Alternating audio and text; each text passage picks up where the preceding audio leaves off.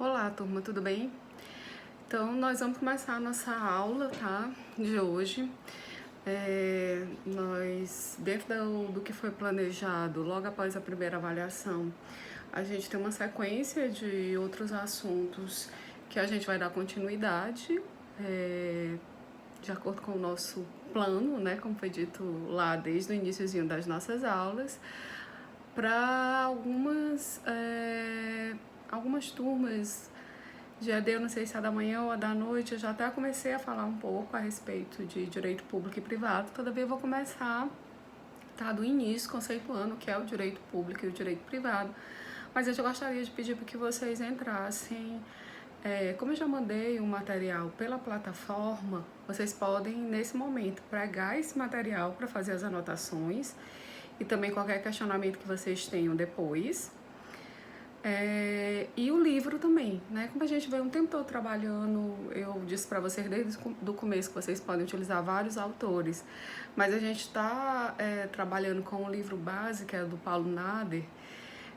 Esse tema que eu vou falar hoje, ele está no Enciclopédia Jurídica, tá? Esse é o nome do capítulo, é o capítulo que fala a respeito do direito público e do direito privado, lá no final. Eu tô até com o livro aberto aqui, tá? Então eu vou dizer para vocês qual é o capítulo. É o capítulo 35, né? Vocês gostam muito dessa questão do capítulo. É a oitava parte, enciclopédia jurídica, e o capítulo é o 35, ramos do direito público, e o 36, ramos do direito privado. O que é que vocês vão fazer? Fazer a leitura, como eu sempre peço, pelo livro, né? Vocês sabem que eu tive de início, eu primeiro pedia que vocês fizessem essa leitura, depois eu explicava na aula e só depois eu mandava meu material. Agora não, vocês estão tendo acesso primeiro ao meu material, mas por favor, não deixem de fazer a leitura completa do livro, tá bom? Bem, gente, esse tema direito público e direito privado, ela é uma divisão do direito que a gente pode colocar que é uma divisão sistemática do direito.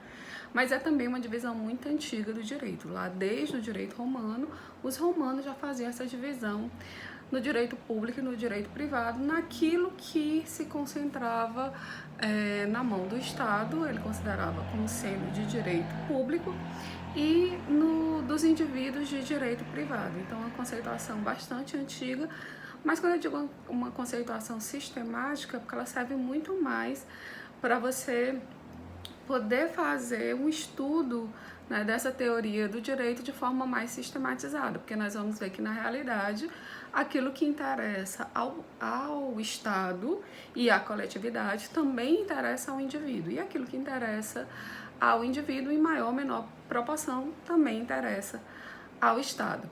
Então, aqui bem no comecinho, né, do meu material, eu coloco que a divisão do direito no seguinte sentido: o direito deve ser visto e estudado como um todo. Todavia, a gente vai dividir eles nesse ramo público e privado. E aí, como eu disse para vocês, isso é bastante antigo, os romanos já faziam isso, delineando aquilo que era, né, que pertencia ao Estado ou que pertencia ao indivíduo. No chamado aí, os público e os privado, tá? Então, o que a gente pode dizer atualmente? Atualmente, a gente pode dizer que as normas de direito público são aquelas que possuem o caráter de cogência. Cogência no sentido de obrigatoriedade, tá? E do direito privado, vocês rapidamente vão poder fazer essa distinção também, porque é aquilo que pertence ao indivíduo, aquilo pelo qual o indivíduo ele pode trabalhar de forma a preservar a autonomia da vontade. Quer dizer, são as chamadas normas dispositivas. Então, enquanto o Estado trabalha com normas cogentes de obrigatoriedade, né, aquele velho ditado: o Estado manda e a gente obedece, tá? Então, quando as normas, de modo geral, elas tiverem essa imperatividade, essa coercibilidade, esse poder de império, nós vamos entender que a norma ela é de direito público. Quando a norma, em contrapartida, eu puder dispor dela, né, eu puder verificar qual é a data que eu vou cumprir de acordo com os meus interesses, de acordo com o interesse do outro, aí essa norma, nós vamos entender que ela pertence aí ao direito privado. Então, a gente pode dizer que há o direito privado quando o Estado se despe de soberania e se relaciona em pé de igualdade com os indivíduos, pessoas naturais ou jurídicas, ou quando a relação é entre particulares, né, num grau de igualdade. Por que eu falei que o Estado se despe da sua autoridade? Porque às vezes, né, o aluno ele acha muito fácil, quando a gente está fazendo a leitura, compreender assim: bem, professor, então basta eu entender que dentro de uma relação jurídica, quando o Estado se encontra nessa relação, essa relação é de direito público. Quando é o indivíduo que se encontra nessa relação, essa relação é de direito privado. Calma, tá? Inicialmente nós temos mesmo essa tendência de imaginar isso, que quando o Estado está na relação, ela é de direito público, e quando o indivíduo está na relação, ela é de direito privado. Mas o que acontece? Acontece que o Estado ele pode se despir da sua autoridade, do seu poder de império em determinadas situações. Então, o que vai determinar realmente se essa relação ela é de direito público, ela é de direito privado, é se ela é uma relação de coordenação ou se ela é uma relação de subordinação, tá? Então, você vai ver quem manda realmente na relação. Qual seria aí um exemplo do Estado se despindo da sua autoridade? Quando a gente fala de direito público, como eu disse para vocês, é o Estado utilizando seu poder de império, as normas são cogentes, o Estado manda e você obedece. Então, um caso muito clássico para a gente exemplificar é o caso, por exemplo, de desapropriação, tá? Uma desapropriação. Vamos pensar primeiro num contrato de compra e venda de uma casa.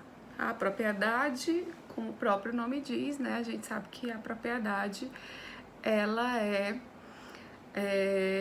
regulamentada de forma que ela tenha todas as garantias, que a propriedade privada tenha todas as garantias dentro do direito para aquela pessoa que possui a propriedade e que possui a posse, né, de determinada coisa, bem imóvel ou imóvel. Vamos imaginar aqui, tá, uma situação de um bem imóvel, uma casa, e aí essa casa, ela é minha, eu sou a proprietária da casa e eu quero vender essa casa.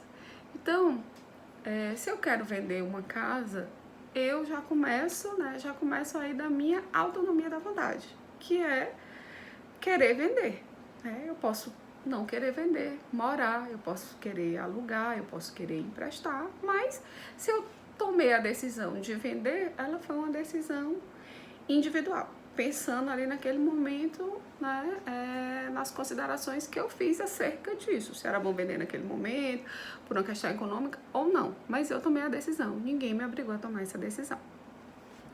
Vou lá, coloco no jornal para vender a casa, e aí coloco o preço.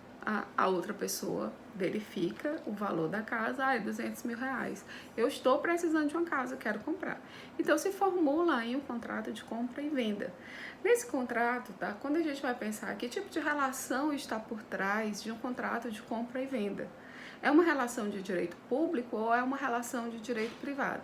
Então, claramente, nós vamos observar que dentro dessa relação, entre a pessoa que quer vender e a pessoa que quer comprar, existe uma igualdade, existe uma coordenação. Essas pessoas elas vão dispor de várias questões, né, do valor. Se a outra, não, 200 mil tá caro, eu quero 180 mil, então eles vão começar a negociar, a outra parte pode aceitar ou não.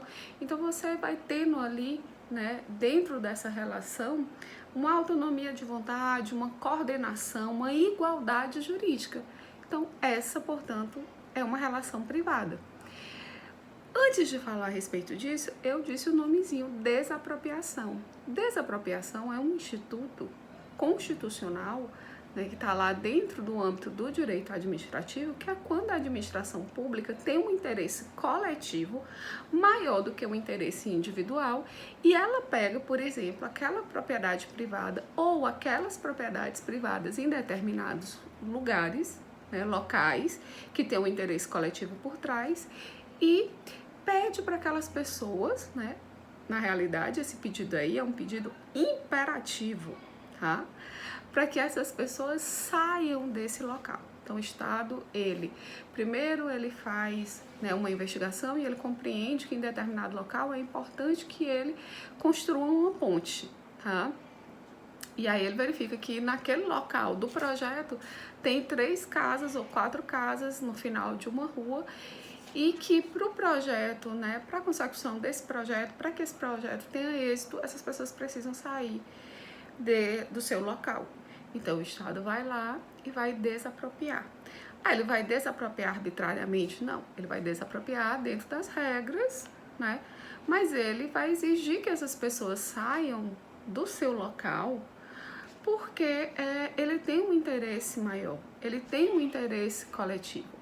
Ali ele não está prezando um indivíduo A, B ou C, mas sim toda aquela coletividade.